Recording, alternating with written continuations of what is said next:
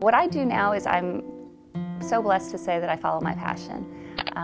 It's taken me a while to figure out what that is, but I love to motivate people, inspire people, encourage them to find their passion, live their best life, and help people to get their story out, you know, share who they are, what their life has been up till now to help other people.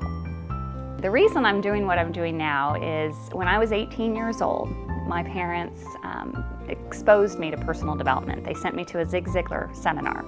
And although I did not want to go at all, it impacted me in such a way that I knew at 18 what I wanted to do when I grew up, you know? And that was to inspire people and encourage people. I saw Zig Ziglar doing that, and it just felt right for me. And, you know, my path was very different through the years. You know, I didn't always follow that, and I, you know, was in corporate America for a long time. But I finally got back to what was important to me. And, you know, it's a long story, but you get to a point in life where you realize, you know, is this really all there is? And I was successful in corporate America. I felt like I was doing all the things I wanted to be doing, but just didn't have that fulfillment. So the reason I'm doing what I'm doing now is because I wanted to finally do what I love to do. And I'm a big believer that when you follow your passion and your purpose, you help so many more other people along the way. And so it was a risk, but it was something I you know, hard to explain other than that, just something I had to do. You know, I'm so proud of so many different things in different categories. You know, I'm so proud of my children and, you know, who they're becoming as young adults, and my husband, of course. But if I have to take it in the concept of work and what I'm doing now, meeting Zig Ziglar at 18 was something that obviously changed me quite a bit. But I said something to him when I was 18. I said that I was going to work for him one day, and I meant it. And what I meant by that, though, was I was going to be a speaker for him one day. And long story short, I did end up working for him right out of college for about 4 years in sales, and that was a great moment for me. But the proudest moment came about a year ago when, after I followed my passion, wrote my book, took action on, you know, doing my own speaking and coaching and all that, they asked me to be a part of their Speakers Bureau. And for me, that was just kind of that whole full circle thing of a dream I had at 18 and then it coming true. And that was just a proud moment, not so much for the business aspect of it, but more of, it was just the fulfillment of a dream. And that was pretty big for me. You're always working on inspiring people, but who has really inspired you the most and why? There's a few people that come to mind. Well, Zig Ziglar, of course, without a doubt. I mean, he inspired me first. And I know a lot about him and what he teaches. But Norman Vincent Peale was also a big influence on my life.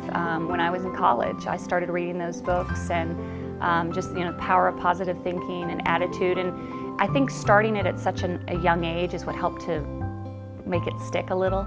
And then as I grew older, Brian Tracy is somebody that I've always admired. Funny, all these people are in personal development. You know, that is my passion. So I always joke about, you know a lot about a person based on where they end up in a library, you know, what section you gravitate towards. And for me, it's always been personal development.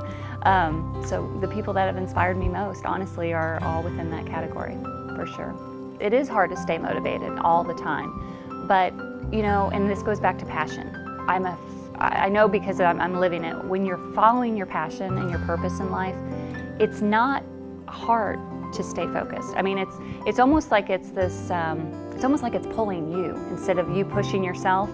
And that's how I felt the last, 4 years that I've been doing this. But I still have to be, I have to continue to feed my mind, and I continuously am learning. I love to learn. I love to go to seminars. I love to see what other people are doing. And so I have to do that for me.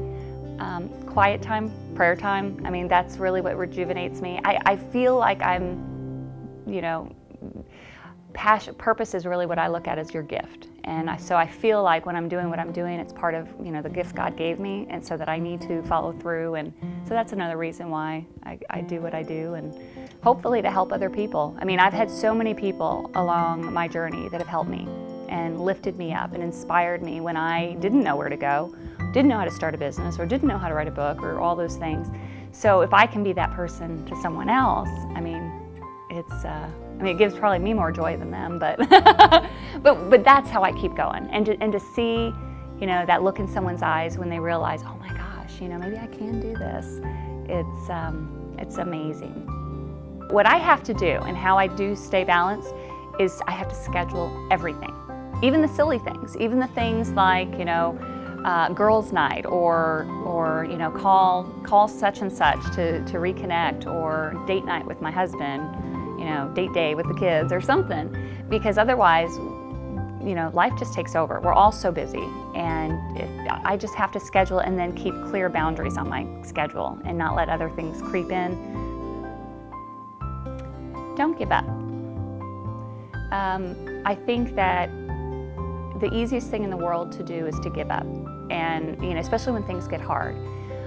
And you know, there have been so many times that if I think back to what if I wouldn't have written my book, or what if I didn't do this, or what if I gave up because I didn't believe in myself, where would other people be today? And you know, there was this poem that I used to love when I was younger. It's called Don't Quit. And I don't know I can't repeat the whole thing to you, but it was basically like, you know, the greatest things might be just around the corner, but if you quit, you'll never know. So just keep going and believing. And that goes also back to believing yourself. You know, figure out what you want to do and figure out what's important to you, and then believe you can do it, because that's when things start to happen. But don't give up. I'm Michelle Prince, and I believe in the power of women.